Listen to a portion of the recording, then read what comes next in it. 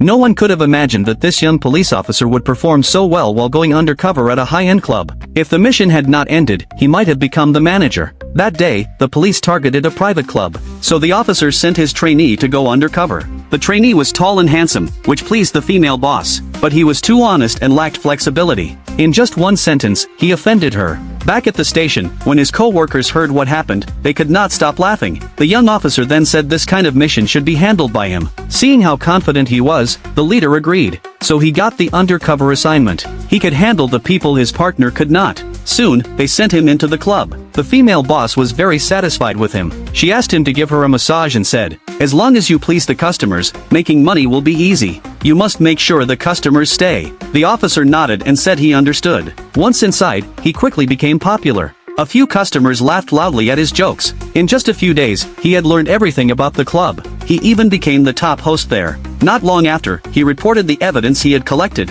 There were no limits to the services offered. They focused on meeting the guests' desires. But he was shocked to learn that the real boss behind the club was someone the department could not easily go after. He tore off a small piece of paper, wrote down a name, and quietly handed it to the chief. The chief looked troubled and said he needed to ask for higher approval. After the meeting, the chief pulled him aside and showed him a photo. He asked if this man had been at the club. It turned out the man was the chief's brother-in-law. Soon, the officer figured out the brother-in-law's usual schedule at the club. The chief then called an emergency meeting. All the officers had to turn in their phones. Then he gave the order. They would raid the club that night. That evening, all the officers gathered outside the club in secret. They thought the brother-in-law would not show up, but soon, he slipped inside. Then the operation began. Inside, the young officer opened the main door. All the armed police rushed in at once. They stormed every private room. Screams came from all directions. Everyone inside, men and women, was arrested. Of course, the chief's brother-in-law was among them.